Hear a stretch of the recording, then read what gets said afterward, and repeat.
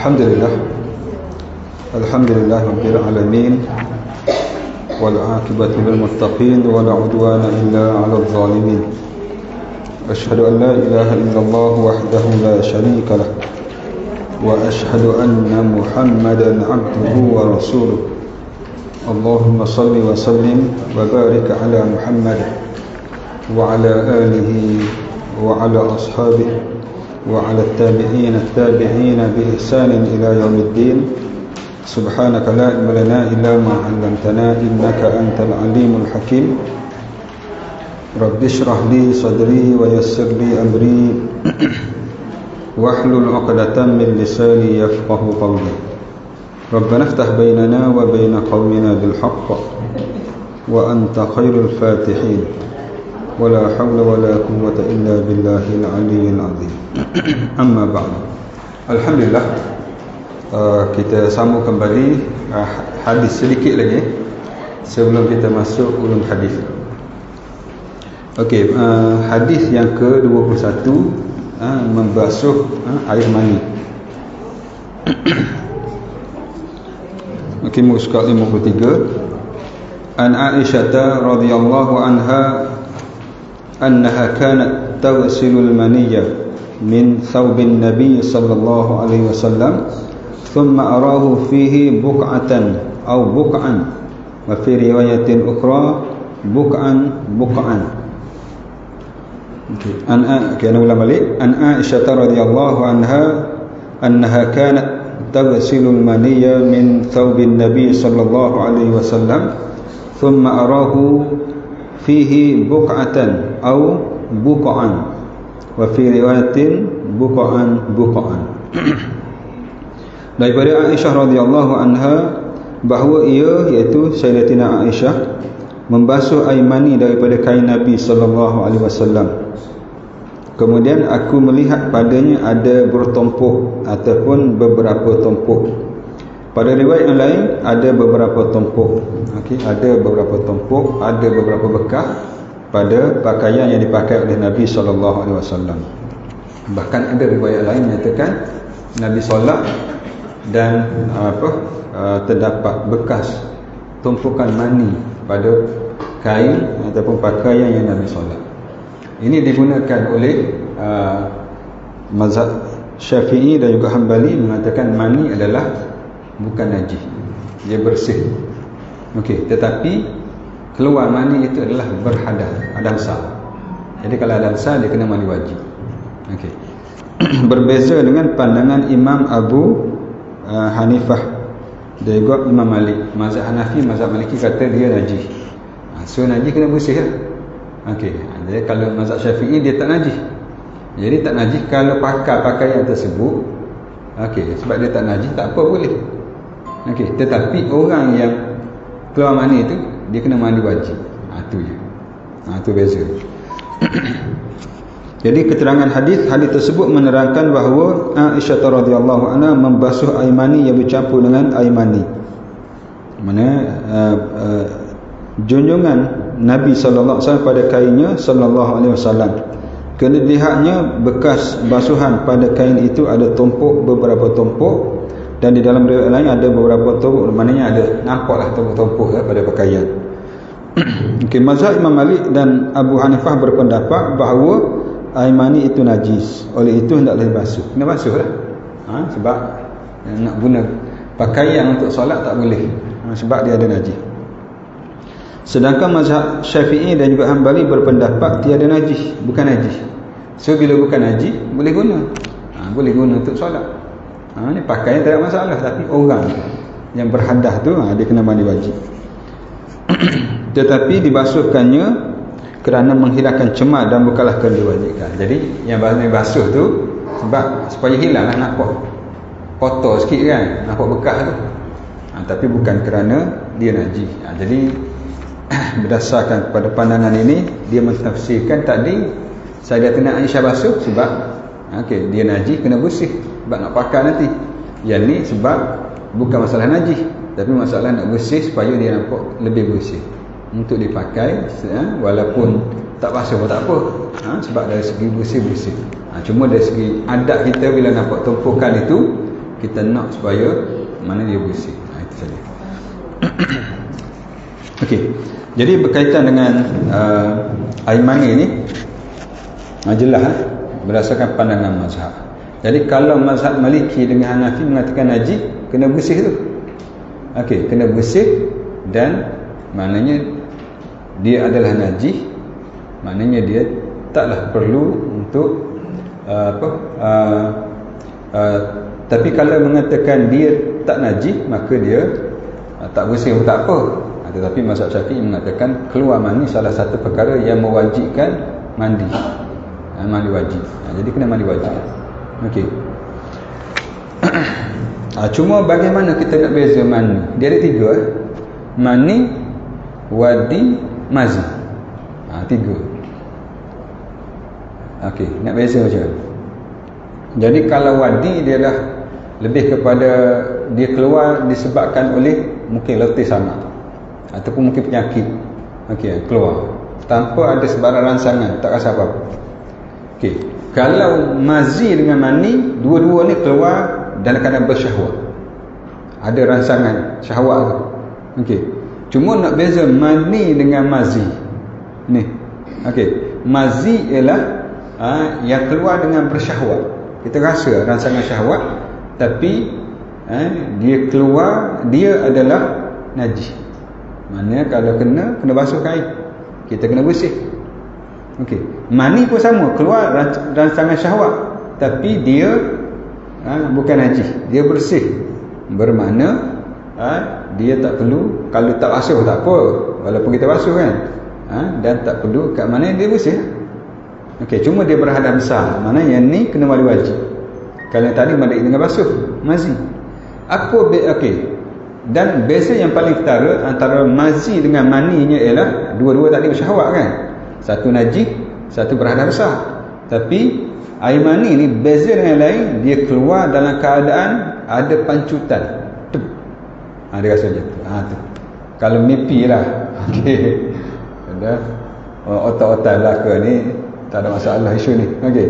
Mimpi umpamanya rasa pancutan keluar, tu mani.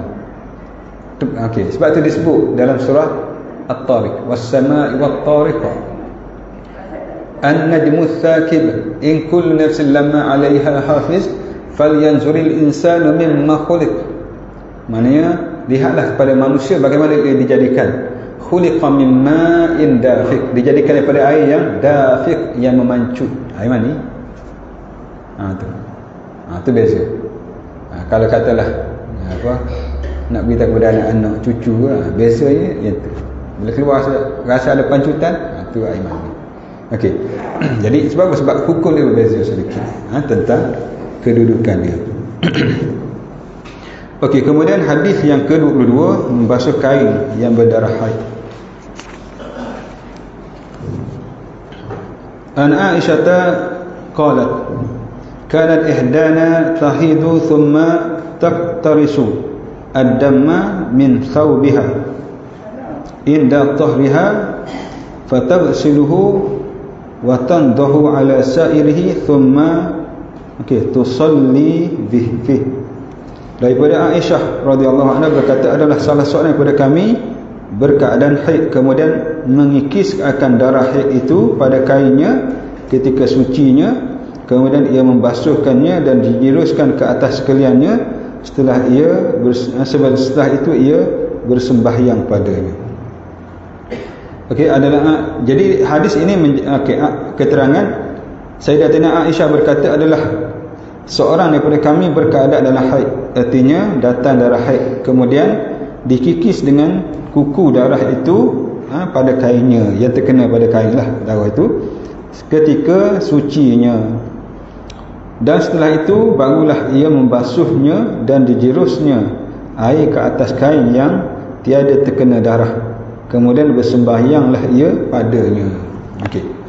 Yang pertamanya ialah daripada kebanyakan boleh melibatkan isu khusus berkaitan wanita, biasanya Sayyidatina Aisyah radhiyallahu anha lah yang banyak terlibat menerangkan.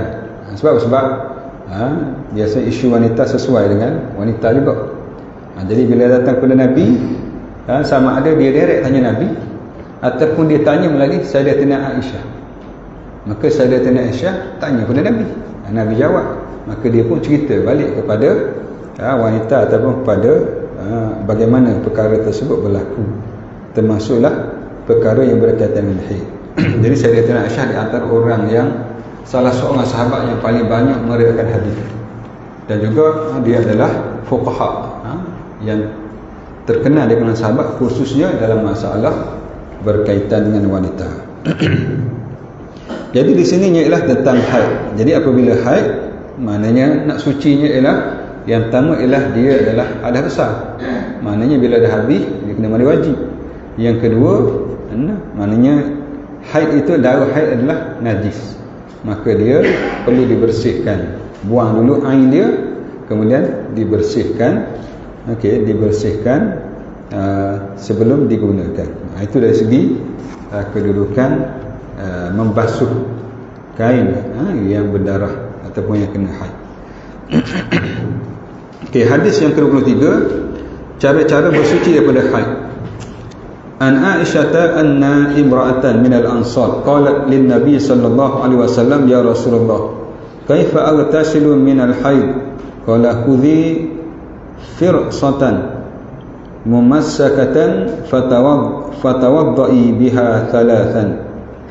Thumma inna an-nabi sallallahu alaihi wasallam istahya fa'arada biwajhihi aw qala tawaddai biha fa akhadtuha fajadhabtuha fa akhbartuha bima yuridu an-nabi sallallahu alaihi wasallam. Ini jelas bagaimana peranan Sayyidatina Aisyah radhiyallahu anha. Daripada Aisyah radhiyallahu anha bahawa telah berkata seorang perempuan daripada Ansar kepada junjungan besar kita Nabi Muhammad sallallahu alaihi wasallam, wahai Rasulullah, bagaimanakah cara saya hendak mandi daripada darah haid? Maka ia bersabda, ambillah akan sepotong kapas yang berkasturi. Kasturi itu yang mana yang ada bau. Okey, untuk mengelakkan bau lah. Maka bersucilah engkau dengan dia sebanyak 3 kali. Maknanya bersihkan, iaitu bersihkan pada orang kata apa, kemaluannya ataupun pada farasnya. Kemudian Nabi sallallahu alaihi wasallam merasa malu kerana perkara ini, lalu berpaling muka daripadanya. Jadi ini di antara sifat Nabi. Maknanya bila melibatkan persoalan ini isu wanita, okey, maka Nabi sallallahu alaihi wasallam rasa orang kata apa, segan sikit nak direct. Okey, nak direct. Maka caranya ialah melalui perantaraan iaitu Sayyidatina Aisyah radhiyallahu anha. Nabi berpaling muka, okey, dan atau berkata, bersucilah dengannya. Kemudian aku memegang, lalu aku tarik akan dia. Maknanya Nabi pun beritahu, paling muka Nabi beritahu, maknanya beritahu kepada Sayyidatina Aisyah. Okey, cara-cara ni, sebab ialah isteri baginda sallallahu alaihi wasallam boleh senang sikit direct cakap kan. Jadi Sayyidatina Aisyah lah yang ajar wanita tadi, itu maksudnya. Maka aku menarik, lalu aku tarik dia nak tunjuk, okey, cara nak buat macam mana, iaitu maka aku kabarkan kepadanya dengan apa yang dikendaki oleh Nabi. Jadi lebih, orang kata lebih sopan. Seorang wanita daripada Ansar namanya Asma bin Yazid telah bertanya kepada junjungan Rasulullah sallallahu alaihi wasallam, ya Rasulullah, bagaimana caranya saya nak mandi daripada darah haid? Junjungan besar berkata, ambillah sepotong kapas, disakukan kasturi, ini untuk menghilangkan bau. Kemudian maka bersucilah engkau dengannya. Rasulullah bersabda dalam jawapannya ini sebanyak 3 kali.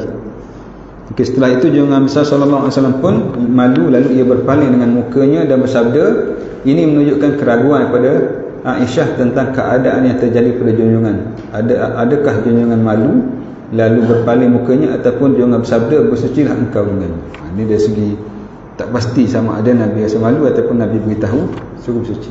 Jadi setelah junjungan bersabda menyuruh mengambil kapas yang bersuci dengannya, maka yang lebih detailnya Sayyidatina Aisyah beritahulah, aku pun terus memegang Asma, iaitu yang bertanya tadi.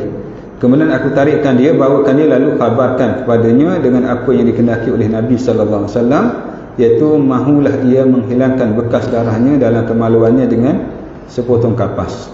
Okey, bersihkan dengan kapas guna supaya hilang baunya yang busuk. Perbuatan seperti ini adalah sunat. Jadi itu antara sunat lah, membersihkan darah haid supaya clear semua. Okey, dan difahamkan daripada hadis tersebut bahawa orang yang alim boleh menjawab soalan ataupun perkara sulit dengan cara kiasan yang dapat dimengertikan, dan orang perempuan boleh bertanya meminta pengertian tentang perkara-perkara agamanya yang belum diketahui. Jadi dalam bab ni sebagaimana disebut tadi lah, Sayyidatina Aisyah banyak memainkan peranan. Okey, maknanya nak tunjuk benda-benda detail kan, kepada wanita. Sebab itulah biasanya kalau urusan wanita, dia memerlukan khusus tenaga pengajar wanita juga. Senang, okey, nak cerita senang, nak bertanya kan. Kadang-kadang kalau kita cakap nak tanya malu kan, kita nak cerita lebih-lebih pun takut. Ini kan, jadi ada setengah perkara dia perlu pada keadaan demikian. Jadi ini yang diajar oleh Nabi SAW, sampai dari segi ajaran jelas dan dihuraikan dengan lebih jelas oleh Sayyidatina Aisyah radhiyallahu anha sebagai salah seorang ahli fiqh, fuqaha di Madinah yang besar pada waktu itu. Okey, dan yang terakhirnya ialah yang ke-24. Empat perkara yang telah ditetapkan.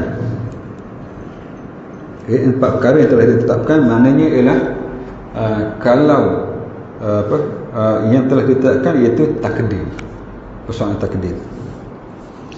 An Anas an Malik an Nabi sallallahu alaihi wasallam qala inna Allah ta'ala wakkala birrahim malakan yaqulu ya rabbi nutfatun, ya rabbi alaqatun, ya rabbi mudghatun, fa idza arada Allah an yaqdiya khalqahu qala adzakarun an untha syaqiyun am sa'idun famar rizqu famal ajalu fayuktabu fi batni ummih. Okey, ana baca sekali lagi. An Anas bin Malik an Nabi sallallahu alaihi wasallam qala inna Allah ta'ala wakkala birrahim malakan yaqulu ya rabbi nutfatun, ya rabbi alaqatun, ya rabbi mudghatun, fa idza arada Allah an yaqdiya khalqahu qala adzakarun an untha syaqiyun am sa'idun famar rizqu famal ajalu fayuktabu fi batni ummih. Ini tentang ajal. Okey, ada hadis yang panjang tentang selepas proses kejadian manusia pada air mani, segumpal darah, seketul daging, okey, kemudian tulang belulang dan sebagainya lagi, maka Allah tiupkan ruh yang dikatakan 120 hari umurnya Allah tiupkan ruh. Okey, ini perbahasan ni ada perbahasan dia lah. Ada yang mengatakan bila bermulanya janin, bermakna kalau dia gugurkan masa ni hukumnya macam dia bunuh orang hidup. Sebab apa? Kehidupan sudah bermula apabila complete prosesnya dalam bentuk kita kata fetus lah.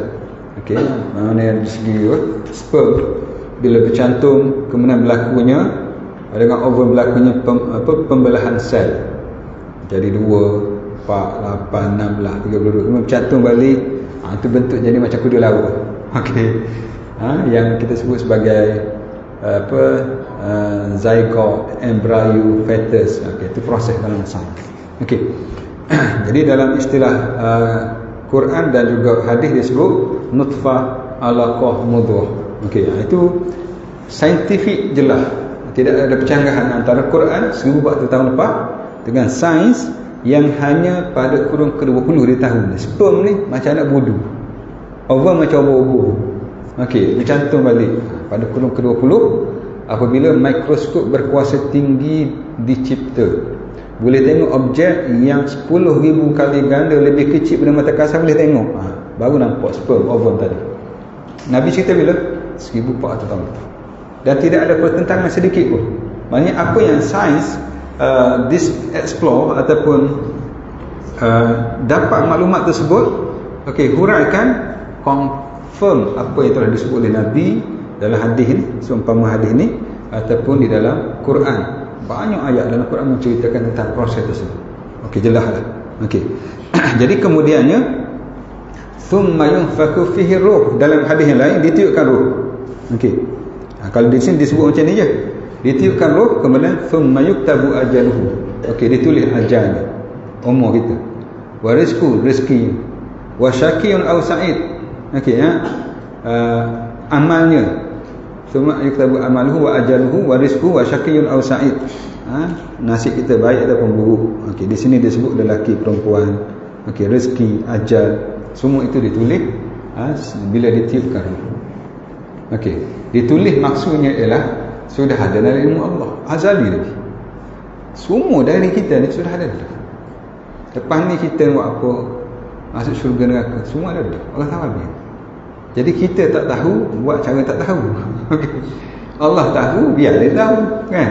Jadi kita tak tahu macam mana mengambil hukum sebab musabab. Nak berjaya kena usaha, nak masuk syurga kena maknanya kena berusaha untuk mendapatkan hidayah. Okey, beramal. Jadi kita, ini hukum kita buat hukum kita. Allah dengan ketetapan ilmu dia. Okey. Jadi disebut di sini daripada Malik, daripada Anas bin Malik, daripada Nabi sallallahu alaihi wasallam bersabda, sesungguhnya Allah telah wakilkan dengan rahim itu satu malaikat berkata. Okey, maknanya jaga kita ni. Pada proses bila berlaku kesenyawaan, malaikat jaga. Antaranya apa dia? Dia kata, ya Tuhanku Aimani.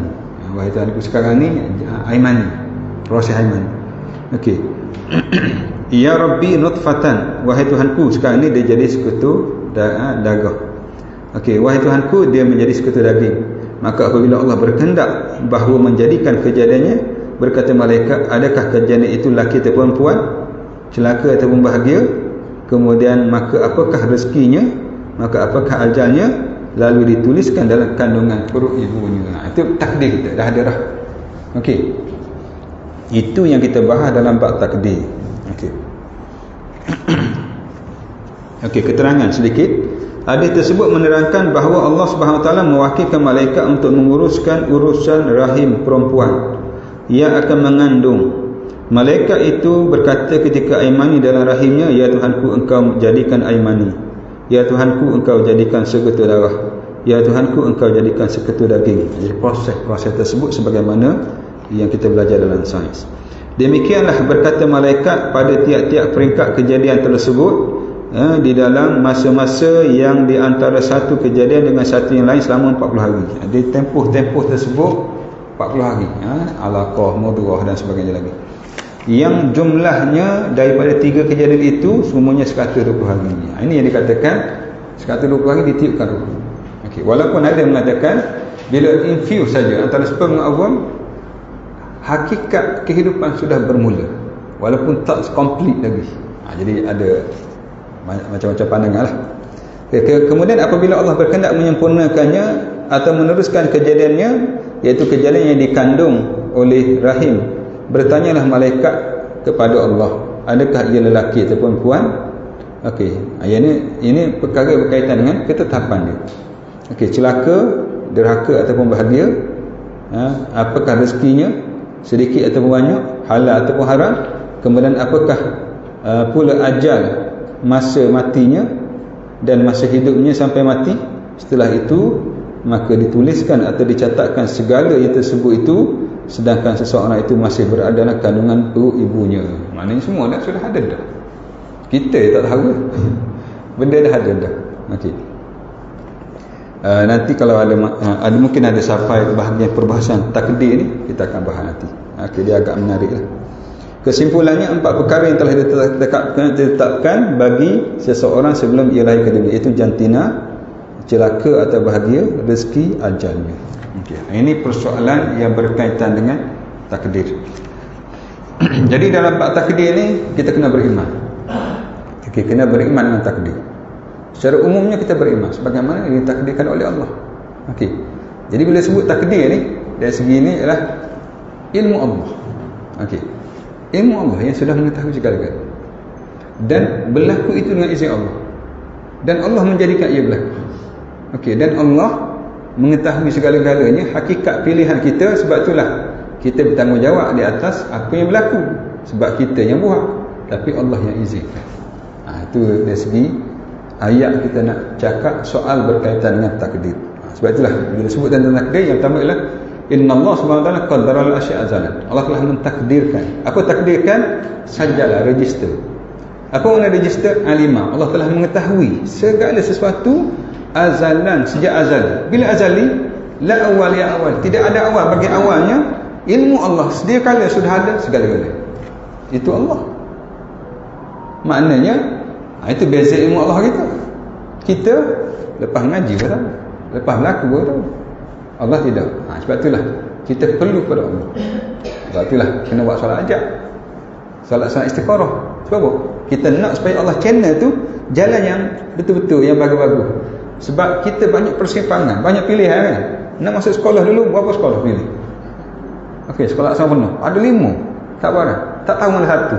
Buat solat ajak, buat solat sekolah. Lepas tu nak pilih universiti pula. Nak pilih kerja pula kan. Nak pilih jodoh pula. Macam-macam. Okey. Takdir Allah ni, ilmu Allah tetap dah. Okey, kita kata berubah tu sebenarnya bukan berubah masa tu. Okey, berubah dalam arti kata maknanya kita mengubah ialah kita dengan doa, contohnya kan. Jadi Allah SWT dari segi takdir Allah sudah tahu bahawa mana satu masa kita akan berdoa. Okey, dan Allah perkenankan sebagaimana yang maknanya yang kita berdoa tersebut. Allah tahu benda ni bukan masa kita berdoa. Maksud ubah bukan masa tu, azali lagi. Okey, jadi kita sebut mengubah takdir bukan Allah, ilmunya sudah tetap dah. Mengubah takdir ialah kita mengubah diri kita. Dalam arti kata, okey, daripada kita tak berusaha, kita berusaha. So kita ubah. Maknanya perjalanan hidup kita. Takdir Allah menepati dengan apa yang berlaku. Sebab itulah bila kita bahas soal qada' mu'allaq, qada' mubrah umpamanya, sebenarnya dari segi ilmu Allah sedia kala macam tu je. Okey.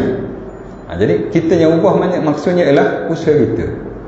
Okey, usaha kita yang mana bila kita telah berhijrah contohnya kan, daripada buat dosa kepada buat kebaikan, kita mengubah. Tapi yang sebenarnya Allah tulislah bahawa dekatan 5 ni kita nakal. Okey, 5 tahun lagi kita berubah, kita menyesal, kita baik. Maknanya Allah sudah termaktub segala-galanya. Yang berlaku itu memang ilmu Allah. Tapi kita tak tahu. Oleh kerana kita tak tahu, kita kena ambil sebab musabab. Nak berjaya kena usaha. Okey, nak untung kena berniaga contohnya, kena buat ni. Jadi kita mengambil sebab musabab. Okey, maka kita perbanyakkan doa, mudah-mudahan Allah Subhanahu taala maknanya kata apa? Perjalanan hidup kita yang baik sebagaimana yang sudah termaktub dalam ilmu Allah. Okey. Dia maknanya dia ada 2 benda. Kita part apa? Usaha. Allah ilmu. Okey. Jadi bila berlaku barulah kita kata amantu billah, aku beriman dengan takdir Allah. Sebelum berlaku kita tak boleh kata apa sebab kita tak tahu. Maka ambil sebab musabab. Okey.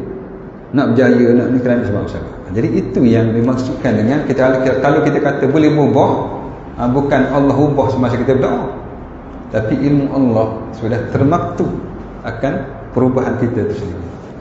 Okey, so dalam bab ni takdir menarik. Sebab itulah orang yang antara orang yang kuat imannya, okey, salah satunya ialah dia memahami takdir. Kenapa? Takdir Allah SWT semuanya baik. Ini yang payah kita ni. Kita baik bila berjaya, kan? Bila untuk rugi, meniaga rugi rasa tak baik. Tapi di sisi Allah, orang yang dekat dengan Allah semuanya baik. Itu pelik sikit. Sebab apa baik? Sebabnya Allah SWT kira amal kita bukan kerana result tu. Kita dapat okey straight A umpama semua. Okey, memang semua puji. Tapi kita study biasa-biasa je. Sebab apa? Kita memang brilliant. Ada orang ni, dia orang biasa, study all out. Tapi tengok taklah sehebat dia. Mungkin dapat katalah daripada 10A dia dapat 5A. Tapi di sisi Allah, mungkin orang yang dapat 5A usaha all out, macam-macam kepayahan, Allah beri ganjaran kepada dia ni 1 juta. Satu amal kerana kepayahan dia buat, Allah bagi 700 kali ganda. Orang ni 100 je. Kenapa? Sebab dia tak banyak sabar. Kan? Sebab tu Allah jadikan kita ni pandang tak sama, tapi reward memang hebat, sama. Ataupun semua berhak dapat kemuliaan. Jadi apa masalah kita kalau mana kita tak berjaya di sisi Allah, kita sudah berjaya. Sebab itulah orang yang beriman dengan takdir, dia hanya sentiasa memuji Allah. Memuji Allah sentiasa walaupun dalam keadaan dia diuji dengan musibah. Sebab bagi Allah, Allah uji dia sebenarnya ataupun kelebihan kita kan, bukan kemuliaan lagi. Orang datang 5 juta ada, 10 juta, 5 bilion, bukan kemuliaan lagi. Pangkat tinggi, pangkat besar, hebat kan, otak dia memang hebat, grade A, bukan kemuliaan lagi. Kemuliaan ialah guna benda tu, perform. Okey, kalau kekayaan dia berjudi, bukan kemuliaan. Tapi kalau kekayaan dia infak, kemuliaan. Kan, bermakna Allah sediakan kepada kita semua sama untuk dapat kemuliaan. Just perform on your position, your level, dapat kemuliaan. Kita jawatan sebagai seorang individu ataupun seorang bapa, seorang ibu, perform jawatan bapa, jawatan ibu, boleh masuk syurga. Dia Perdana Menteri, okey, orang VIP ni perform, masuk syurga, jumpa syurga. Kalau tak perform, paling awal akan ngaku. So bila kita tengok takdir, sebenarnya tak ada masalah sangat sebenarnya. Ujian kita ni, orang lebih guna kelebihan ni, orang kurang manfaat kekurangan dia. Sebab itulah Umar Abdul Aziz pernah berpesan kepada seorang pekerja. Dia kata, ya Abbas, Abbas ni pekerja dia, staf dia. Dia kata, akthir dhikrul maut, kamu kena banyak ingat mati. Mati maksudnya akhirat, balasan di akhirat. Fa in kunta wasi'al 'aish dayyaqu 'alaik. Kalau kamu hidup kamu senang, lapang, semua ada kelebihan, kalau ingat mati, sempit dada kamu, sebab banyak soalan kamu kena jawab di hadapan Allah. Wa in kunta dhiqal 'aish, kalau kamu hidup dalam keadaan sempit, susah kan, tak kaya macam orang lain, Allah uji kita kadang-kadang anak OKU 5 orang, 5 OKU, susah hidup kita ni. Tapi kalau kamu ingat kepada Allah, ingat mati, Allah ambil sekarang, Allah simpan di akhirat, di syurga, kamu akan lapang hidup kamu, kerana di akhirat tak banyak soalan boleh jawab, yang perlu jawab di hadapan Allah. Kerana Allah kurangkan di sini supaya kurang kamu menjawab di hadapan Allah. Semuanya okey kan. Tapi kita ni, kita lah kan, maknanya kalau susah rasa Allah tak sayang pada aku. Okey, kalau sakit, aku je, kenapa orang lain? Tak orang lain kan.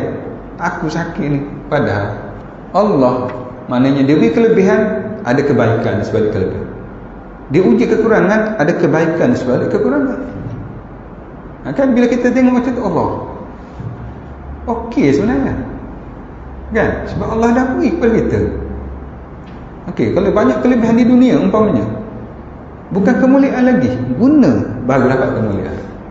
Okey, sebab itulah ada seorang sahabat yang bernama Abu Kilabah Al-Jurumi.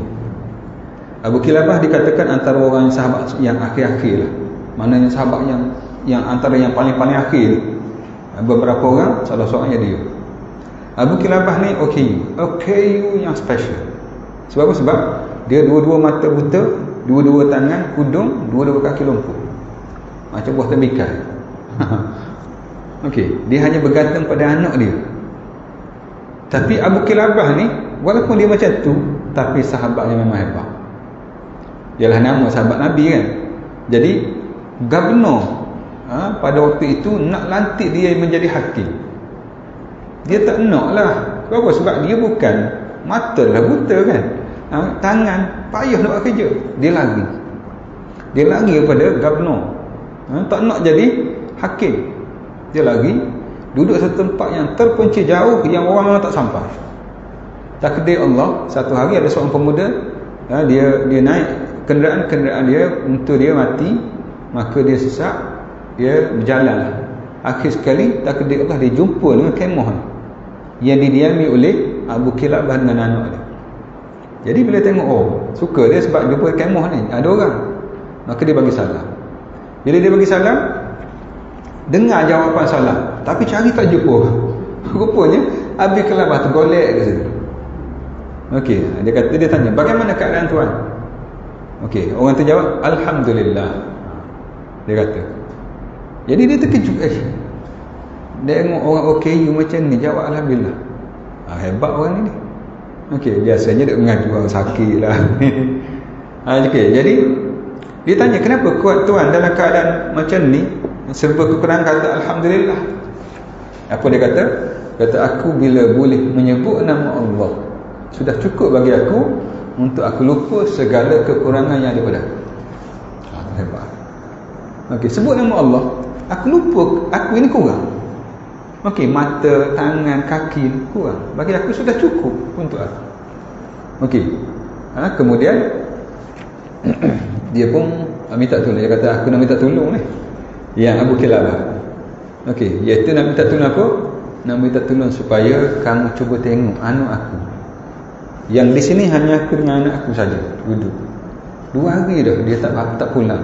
Cuba kamu tengok di sekeliling, hidup ke mati, kalau jumpa tu anak aku lah.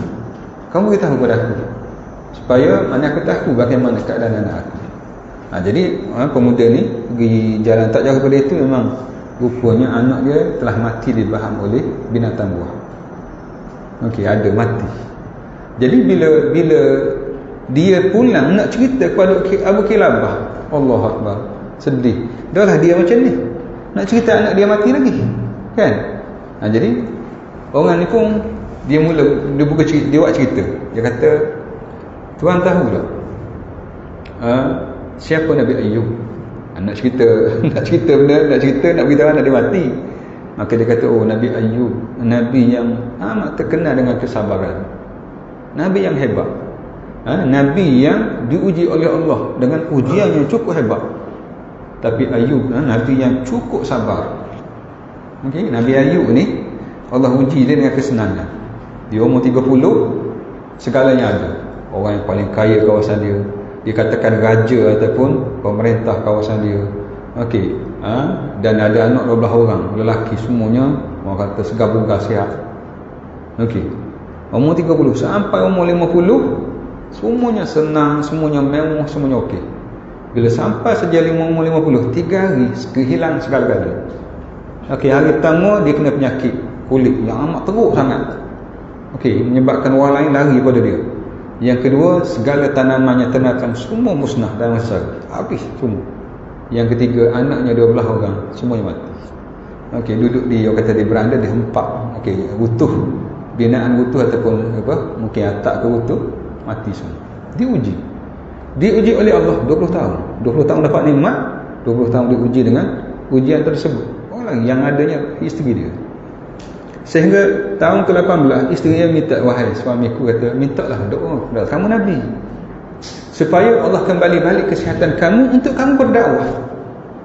Tak payah minta nak kaya, tak payah minta yang lain, minta yang ni je. Okey, Nabi Daud kata apa? Kita diuji, senang dulu berapa tahun? Isteri dia kata 20 tahun. Sekarang ni berapa tahun? 18. Jadi Nabi kata belum tiba masa ni.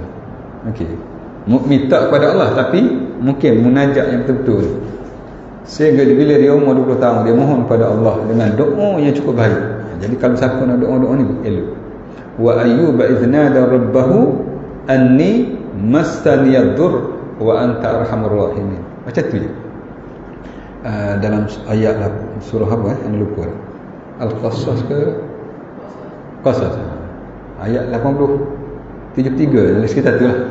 Okey. Wa Ayub, dan Ayub apabila berdoa kepada Tuhannya, anni masih, ya Allah, aku telah ditimpa mudarat. Wa anta arhamur rahimin, ya Allah, kamu ini maha penyayang. Dia minta macam tu. Maknanya maksudnya ialah, ya Allah, kalau kamu sembuhkan aku, alhamdulillah. Kalau kamu tidak sembuh, tak mengapa. Itu maksudnya. Maka selepas pada dia berdoa, setelah sampai 20 tahun, maka dalam masa 3 hari Allah kembali balik segala-galanya. Iaitu dia keluar, disuruh hentak. Allah suruh wahyukan hentak kaki dia di bawah katil ataupun di bawah tempat dia tidur, keluar air, dia mandi, hilang terus segala penyakit dia, penyakit kulit dia. Yang keduanya ialah bila dia ada hak pulih, mana rakyat dia, orang ramai datang balik, bawa sedekah macam-macam, dia kaya 2 kali ganda lebih daripada dulu.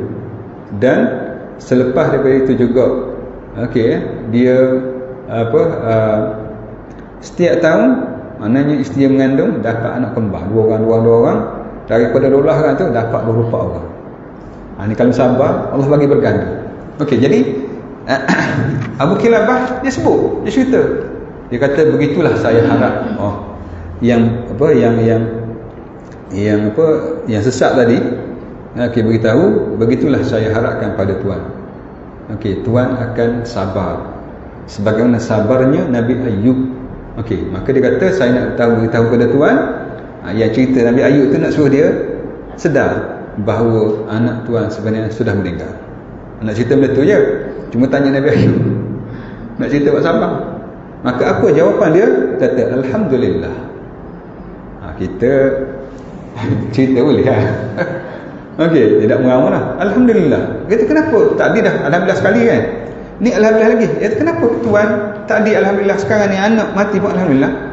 Dia kata anak aku anak yang soleh, anak yang baik, yang berbakti pada kedua bapanya. Kalau dia mati pasti dia akan masuk syurga. Ni okey, maknanya dia dengan ujian Allah tak ada masalah pun, sentiasa bersangka baik dengan Allah. Ni orang yang bahagia ni, orang yang ada kebahagiaan, kaya, sangka baik dengan Allah. Kalau Allah uji segala kekurangan, pasti ada kebaikan. Kenapa dipuji Allah alhamdulillah tadi? Kerana Allah ambil dia, mata dia, kudrat dia, Allah ambil, dia yakin bila Allah ambil, Allah simpan dia di akhirat. Mudah dia masuk syurga. Okey, tak teruk dia dihisap di akhirat. So dia melihat macam tu, maka tidaklah menjadi rasa tension kan, rasa kurang, rasa ini. Sebab itulah orang yang bersangka baik dengan Allah, yang menerima takdir Allah, orang yang paling bahagia. Apa masalah kita sebenarnya? Kan? Tapi cuma kita tak sampai tahap tu. Tu je. Kita serabu lah. Ni serabu, ni tak boleh, tak boleh. Tapi orang yang ada Allah, tak apa. Allah ambil, Allah simpan di akhirat. Allah bagi lebih, nak suruh aku buat kebaikan. Macam Abdul Rahman bin Auf. Abdul Rahman bin Auf bercita-cita, kalau kita nak kaya, lagi dia belanja, lagi dia infak, lagi banyak masuk. Itu sahabat. Jadi kita kalau boleh contoh, sebab itulah bahagia. Yang kita rasa tak bahagia sebab kita nak tak dapat. Kan? Benda ni tak boleh tu tension. Kita bahagia sebab apa? Kalau Allah ambil tak apa, dengan Allah tak apa. Allah tak pernah beri tak setempat, lebih dari setempat. Okey, ada satu lagi cerita yang anak cukup suka lah, motivasi kepada anak sendiri, iaitu kisah Ar-Rabi' bin Haytham. Dia antara tabi'in yang hebat, terkenal juga. Jadi Ar-Rabi' bin Haytham ni satu ketika dihadiri oleh tetamu, anak murid dia sendiri. Jadi dia minta isteri dia buat kuih yang special. Kuih special biasanya payah nak buat, adunannya cerewet, okey, makan masa, belanja itu ini, okey. Jadi bila isteri dia siap buat, anak dia buat keluar kuih itu untuk di maknanya hidangan untuk tetamu sekali, semua sekali lah. Jadi bila sebaik saja dibawa keluar, okey, maknanya tetamu nak menjamu selera, mari orang gila seorang mari. Orang gila kan. Mari kata aku lapar. Maka Ar-Rabi' pun kata ambil. Kebetulan yang ada depan tu kan, kata ambil bagi dia. Okey, jadi bila bagi dia, anak dia tu nak bagi. Kata kalau kuih kita kata sepotong, bagi. Lah kali orang gila dia tahu apa. Siapa habis kuih. Bila habis, dia ambil bekah ni, dia balik. Okey, lepas tu dia belah balik. Sepatah tak kata terima kasih. Jadi anak dia tak puas hati. Beritahu dia, wahai ayah, kenapa ayah bagi kuih special ni, sedap ni, bagi kuih lain tak apa kan? Dah lah kita bagi kuih kat dia, dia makan habis. Okey, kemudian sepatah tak kata bismillah, lempar macam tu saja. Tak puas hati. Apa Ar-Rabi' kata kepada anak dia? Wahai anak, kalau kamu tak puas hati dengan orang gila tu sebab tak berterima kasih kepada kita, tak tahu menghargai pemberian kita, tak tahu bahawa kita nak makan kuih ni juga umpamanya, kuih special ini, tak tahu, tapi yakinlah wahai anakku, Allah pasti tahu. Allah tahu kita buat payah ni, Allah tahu kita susah buat benda ni, pasti Allah akan beri ganjaran kepada kita lebih daripada sepatutnya. Itu orang yang kenal Allah. Bila dengan Allah, don't worry, sebab Allah tak pernah abaikan kita. Bahkan kalau Allah bagi tak sikit, dia bagi banyak. Sebab itulah orang ni bila Allah dia redha, walaupun benda yang nak lain kan, kita nak berjaya gagal. Kita nak macam ni tak dapat. Tapi bila buat kerana Allah, akan ada bahagia kita. Sangka baik dengan Allah saja. Allah akan bagi. Kalau Allah tak bagi di dunia, Allah bagi di akhirat. Kalau Allah ambil di dunia, pasti Allah simpan di akhirat. Tak ada masalah. Ini takdir. Siapa masalah dengan takdirnya? Kan? Yang kita ni sebab kita nak kita. Itu tension mana? Apa sebab? Yang kita nak kita orang yang dapat. Kita nak untung dapat rugi. Kita rasa salah. Dunia ini kejam terhadap kita. Kan? Pernah kita sebut kan? Kenapa aku kena? Kan? Kita kata, kenapa tidak orang lain? Okay, aku dah buat dah sebaik mungkin. Kenapa dapat macam ni? Dia tak tahu. Rupanya Allah nak simpan di akhirat banyak lagi.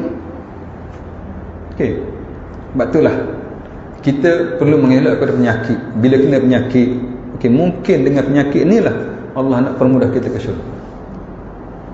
Okey, kita tak nak masalah, kepayahan. Tapi bila berlaku kepayahan tersebut, inilah mungkin Allah nak buat dosa kita.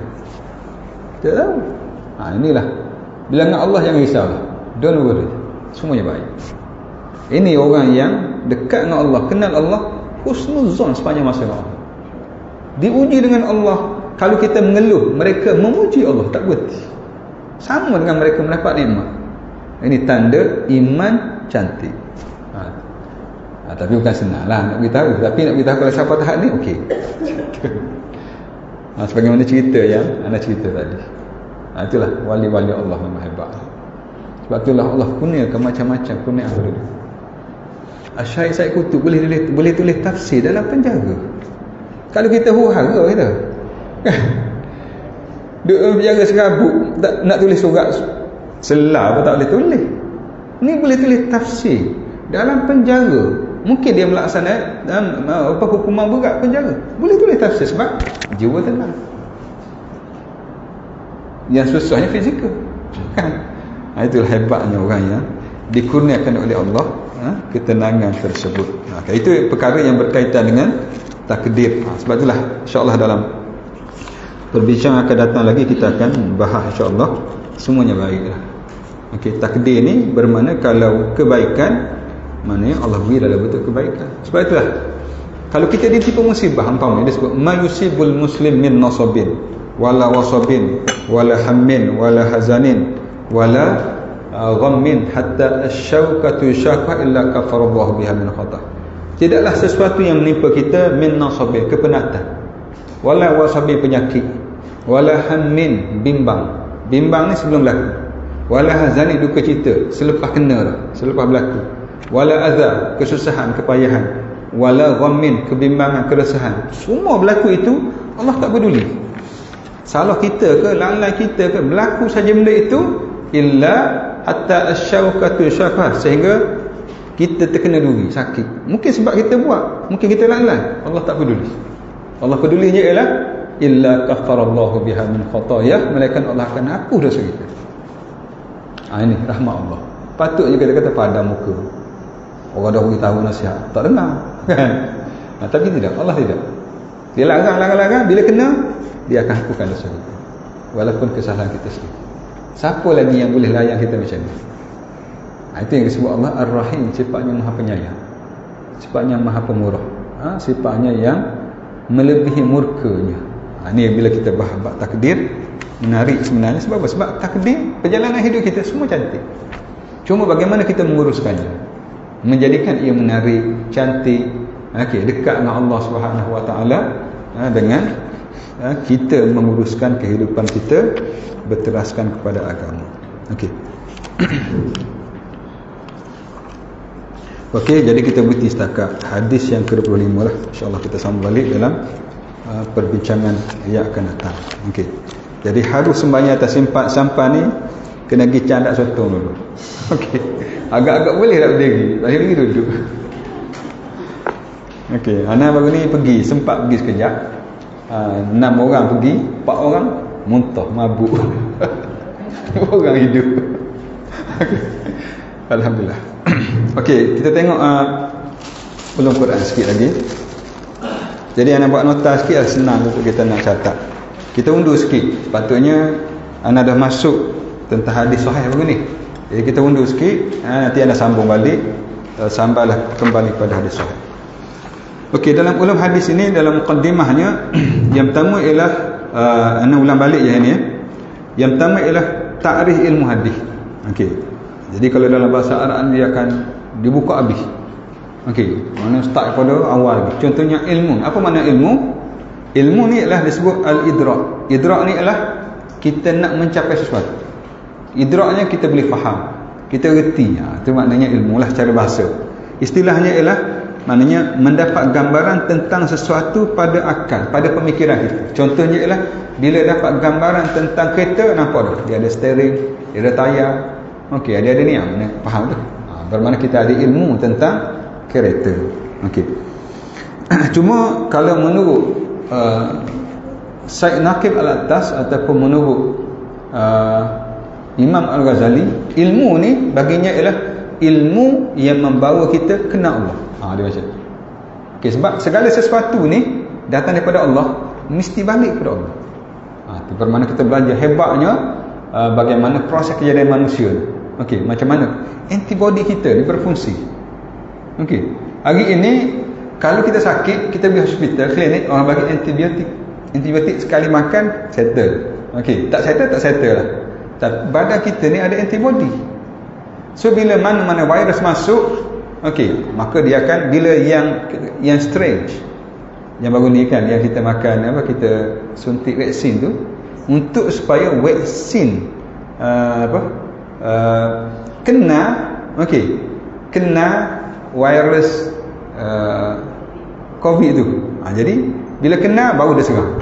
Kalau tidak, dia tak serang. Jadi hebatnya sistem ciptaan Allah Subhanahu Wa Taala. Jadi biasa hak tu. Kalau Imam Ghazali, saya mana ilmu ni setakat kita tahu tak cukup. Tahu ni dia sampai pengetahuan pada Allah. Sebab bila kita tahu banyak, kita rasa kita hebat. Kan? Okey. Ada double PhD. Okey. Orang lain nak lawan kita. Okey, tapi hebat tu bila sampai hebat setakat kita, takut keluar jadi sombong. Riya, takabur. Jadi hebat ni biar sampai kepada Allah, maka kita akan tunduk, patuh, taat kepada Allah. Menurut mereka, hakikat ilmu biar sampai kepada Allah. Itu yang disebut awwaluddin ma'rifatullah, mengenal Allah. Ataupun mencapai sesuatu maklumat sebagaimana sepatutnya lah. Itu secara umum. Okay. Kemudian yang kedua, ta'rif hadis. Hadis ni hadithun. Hadithun ni ialah lawannya qadimun. Qadim ialah lama. Maknanya lawan pada lama. Ataupun hadis ini baru. Okey. Ataupun hadis ini membawa maksud iaitu berita. Okey. Hadithun al-yaum, cerita kita pada hari ini. Hadis tu dari segi bahasa makna dua. Okey, kalau baru, sebab apa baru? Sebab nak banding Quran. Hadis ni barulah sebab Nabi takbir sendiri. Wahyu Allah kan. Quran azali daripada Allah. Allah suruh. Macam itulah Nabi beritahu sebagaimana Quran yang kita baca. Okay. Kalau nak bandingkan Quran. Okey, berita ialah memanglah Nabi membawa berita kepada kita. Iaitu wahyu daripada Allah. Okey. Istilah dari segi hadis, istilah yang telah kita bahas yang lepasnya ialah ilmu. Okey. Ilmun yastamilu ala naqli ma udhifa ila Nabi sallallahu alaihi wasallam. Ilmu yang berkaitan dengan apa saja yang disandarkan kepada Nabi sallallahu alaihi wasallam. Ada 4. Mudah ya. Hadis ni apa saja sandar kepada Nabi, ada 4 benda. Hadis lah tu. Yang pertama min qaulin, perkataan. Yang Nabi kata qala Rasulullah kaza wa kaza. Hadis. Yang kedua au fi'lin, perbuatan. Nabi berjalan, Nabi berlari, Nabi berperang. Itu juga hadis. Au yang ketiga au takririn, perakuan. Perakuan ialah Nabi kata ya, tidak, ataupun yang telah kita bahas yang lepas ialah Nabi just keep silent, Nabi diam. Kalau bismillah tak, Nabi diam, tak kata apa. Okey. Ada berita berlaku di hadapan Nabi diam, bermakna hadis diam Nabi menandakan amalan tersebut tidak dilarang. Okey. Macam tadi kes dog tu. Okey. Manakala Nabi kata tak boleh, tak boleh. Tapi Nabi diam, Nabi tahu, bermakna boleh. Okey. Itu juga hadis. Diam Nabi pun hadis. Okey. Dan yang keempat ialah sifat. Sifat ni ada 2. Sifat akhlak. Umpamanya ditanya kepada Sayyidina Aisyah tentang akhlak Nabi. Nabi kata apa? Kana khuluqul Quran. Akhlak Nabi Quran. Quran yang suruh kita amanah, Nabi tunjuk. Quran yang suruh kita maknanya bercakap benar, Nabi tunjuk. Okey, nah itu di antara sifat akhlak Nabi atau sifatin khalqiyah. Khalqiyah adalah fizikal Nabi, physical appearance, penampilan Nabi. Okey, bagaimana rambut Nabi, bagaimana kulit Nabi, bagaimana cara Nabi berjalan, bagaimana keadaan Nabi macam ni, semuanya ada. Permana apa saja disandarkan kepada Nabi hadis. Itu mudah. Okey, anda tanya soalan yang pernah anda tanya dulu. Hadis maudhu', hadis palsu. Sebab apa orang kata hadis? Kan dia palsu. Baik, jangan sebut awal. Nak jawab macam mana kalau kata gitu? Hadis palsu, orang kata hadis. Kenapa hadis? Dia bukan hadis. Syiah umpamanya, dia mengaku telah mereka hadis 40,000 hadis. Dia mengaku sendiri. Patutnya jangan kata hadis. Senang kan? Tapi kita kena sebut hadis juga. Yang palsu. Palsu dalam bahasa Arab sebut maudhu'. Okey. Hadis palsu. Sebab apa? Sebab apa? Sebab okey, tepat sekali. Sebab orang sana kena Nabi hadis. Tapi hadis betul, hadis tak betul kan? Jadi tak hadis dia macam tu. Jadi kena sebut juga hadis, tapi palsu. Okey. Sebab apa hadis palsu? Sebab orang sana kena Nabi, dia kata qala Rasulullah. Sebab tu kita kata hadis. Sebab tak hadis dia kata macam tu. Apa saja disandarkan kepada Nabi hadis. Cuma statusnya palsu. Okey. Itu yang pertama. Yang keduanya ialah demikian juga menurut sebahagian ulama boleh sebut juga hadis apabila disandarkan kepada sahabat dan tabi'in. Ni kalau orang tanya juga kita nak kata sahabat-sahabat lah, tabi'in. Kenapa sebut hadis juga? Kita nak jawab macam mana? Agak-agak. Sebabnya ialah mereka ini dekat zaman mereka dengan Nabi, bergaul dengan Nabi, dekat mana-mana. Orang kata kuat aura dia ni kan. Maknanya boleh terima jugalah walaupun rendah sedikit kedudukan daripada hadis Nabi. Okey. Sebahagian ulama menamakan hadis yang bukan daripada Nabi ni dengan nama lain. Okey. Dia ada nama hadis. Okey. Dia ada nama khabar. Dia ada nama athar. Okey. Yang ni kepada Nabi. Nabiun. Okey, yang ni sahabat. Okey, yang ni athar sahabat ataupun tabi'in.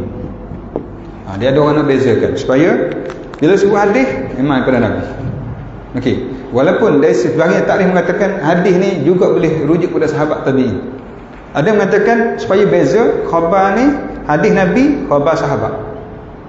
Okey, ada yang mengatakan athar juga ialah rujuk kepada sahabat tabi'in. Macam tadi. Macam apa yang dilakukan oleh Sayyidatina Aisyah. Dia cerita tentang dia yang berlaku di zaman Nabi. Cerita tentang dia saja. Kan? Jadi kita kata sebagai khabar, sebagai contoh ataupun sebagai athar. Tapi kalau disebut apa yang Nabi buat, itu hadis. Jadi itu untuk membezakan sahaja. Okey. Jadi kalau kita dengar kita kata sebagaimana athar tu kemungkinan yang ni daripada sahabat.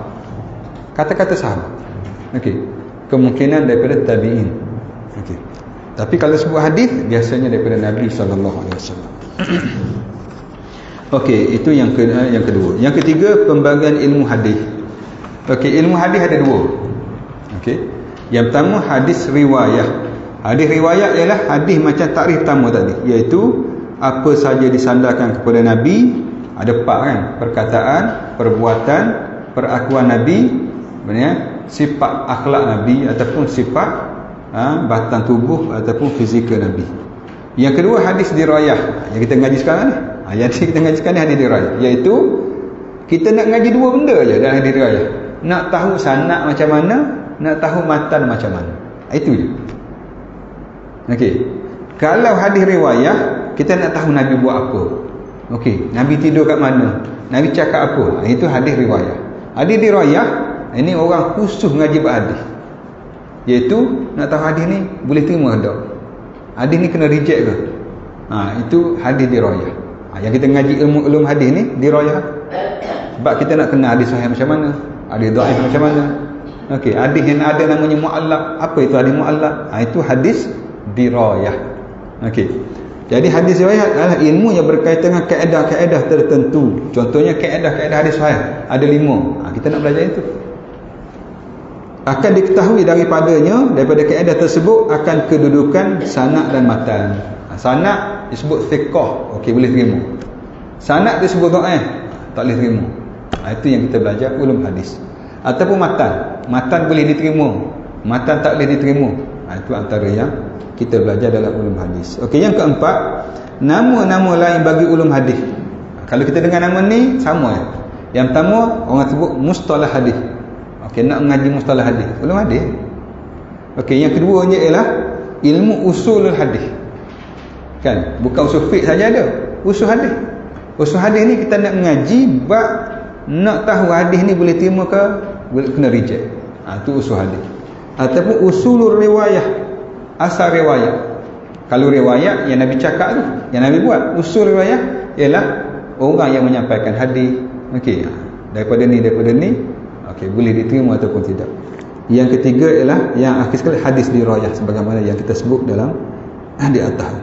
Okey, yang kelima, topik perbincangan hadis. Maknanya isu utama perbincangan hadis dalam hadis ulum hadis ni apa dia? Dua je. Yang pertama sanad, yang kedua matan. Itu je. Sanad yang kita nak tahu, sanad ni okey tak? Matan ni okey tak? Itu yang kita belajar. Okey, yang keenam, faedah mempelajari. Apa faedah mempelajarinya? Faedahnya ialah kita nak tahu hadis makbul, hadis yang diterima. Dan juga kita nak tahu hadis mardud, hadis yang ditolak. Hadis diterima, hadis sahih kan, bila cukup 5 syarat, terimalah. Kita ngaji dalam bab ni, dia nak ngaji kaedah nak cari hadis yang boleh diterima ataupun hadis yang kena reject. Okey, yang ketujuh, nisbah ulum hadis ni kepada ilmu hadis riwayah. Ilmu hadis yang Nabi cakap, Nabi buat tu, nisbahnya adalah seumpama ilmu usul fiqh pada ilmu fiqh. Usul fiqh kita ngaji kaedah macam mana hukum ni jadi wajib, macam mana hukum ni jadi sunat, macam mana jadi haram, jadi makruh. Contohnya, kalaulah larangan secara jazim, secara tegak, hukumnya haram kan. Kalau larangan tak tegak, hukumnya makruh. Itu usul fiqh. Fiqhnya ialah kita nak beramal dengan hukum ni. Itu fiqh. Contohnya ialah sunat, dia suruh dengan tegas, itu wajib. Tapi kalau suruh tak tegas, itu sunat. Contohnya tulis, kalau hutang tulis kan, ayat panjang ayat dia, mana satu muka surat tu ayat hutang, dia suruh kita tulis kan. Mana kalau dia suruh saja kita tulis, maka hukumnya wajib. Tetapi selepas ayat dia suruh tulis, dia kata fa'in amina ba'dukum ba'da, kalau kamu aman, kalau kamu boleh percaya satu sama lain, mengudai dengan tak payah tulis, bermakna tak tegah, suruh tulis, jadi sunat tulis. Jadi itu usul fiqh kita ngaji. Fiqh hukum hakam yang kita nak amal dalam kehidupan kita seharian. Jadi kaedah ulum hadis ni macam tu juga. Hadis kita nak faham Nabi kata apa, Nabi buat apa. Usul hadis yang hadis ni boleh terima, dia macam tu. Yang hadis ni kena reject je. Itu ulum hadis. Okey. Jadi rasa sekadar ni dulu. Nanti kita sambung lagi. Ada poin-poin lain lagi dalam perbincangan kita yang berkaitan dengan muqaddimah ilmu hadis sebelum kita masuk yang ilmu hadis sahih ke dhaif. Okey. Jadi kita ambil sikit-sikit lah dalam perbincangan kita. Jadi rasa sekadar ni dulu. Okey, ada persoalan tak? Nak tanya berkenaan dengan ulum hadis ataupun yang tadi ke? Okey, nanti ana sambung lagi. Okey, yang berkaitan dengan ulum hadis supaya senang kita nak kita buat nota ni senang untuk nak tulis, nak catat, nak simpan. Okey. Jadi yang ini sebagai maklumat tambahan kepada kita, maknanya kita nak boleh faham. Bila sebut rupanya usul riwayah ni ulum hadis. Okey, pemah tu. Okey. Ataupun bila orang sebut matan, tahu dah matan apa dia. Okey, sanad, tahu dah. Okey. Seumpama. Jadi insya-Allah mudah-mudahan sedikit sebanyak kita dapat meningkatkan mutu keilmuan kita Kerana bila kita memahami framework dia, senang kita nak deal. Macam ni lah. Bila kita cakap bab rahmat kan, kena tengok framework dia macam ni. Jangan ikut yang ni. Ikut yang ni tak payah. Kalau yang biasa, yang ni. Jadi kita perlu faham. So bila kita menerima satu hadis, dia tak pening. Sebab kadang-kadang hadis perlu dibaca dalam konteks seumpama. Ini yang kita nak tahu. Kalau tidak, takut jadi silap faham tu. Tak apa dah. Man qala la ilaha illallah dakhala jannah. Siapa yang beriman kata la ilaha masuk syurga. Semayangnya tidak. Okey, puasanya tidak. Sebab apa? La ilaha illallah cukup lah. Kita kata ni betul masuk syurga kalau hati beriman. Tapi dosa mencuri, dosa ni masuk neraka dulu. Rendah dulu dalam neraka beribu-ribu tahun. Lepas tu barulah keluar balik masuk syurga. Okey. Sebab apa? Sebab ada orang memahami macam tu. Tak apa dah, kita cukuplah kita mengucap. Kan? Kita mengucap sebab apa? Hadis tu kata man qala la ilaha illallah dakhala al-jannah. Memang betul lah apa yang dia kata, tapi pemahaman yang salah. Sebab bukan suruh kata la ilaha illallah, tetapi maknanya beriman dan istiqamah dalam keimanan dan beramal dengan amal soleh, kan? Sebab itulah dalam bab hadis ni ada perkara yang disebut hadis muskil. Mungkin ada masa nanti akan kita bincang beberapa hadis muskil. Kita faham macam ni, maksudnya sebenarnya bukan sekadar itu. Maksud lebih besar lagi, ataupun maksud yang lebih spesifik lagi. Ini disebut hadis muskil. Okey, yang perlu kita faham dengan baik.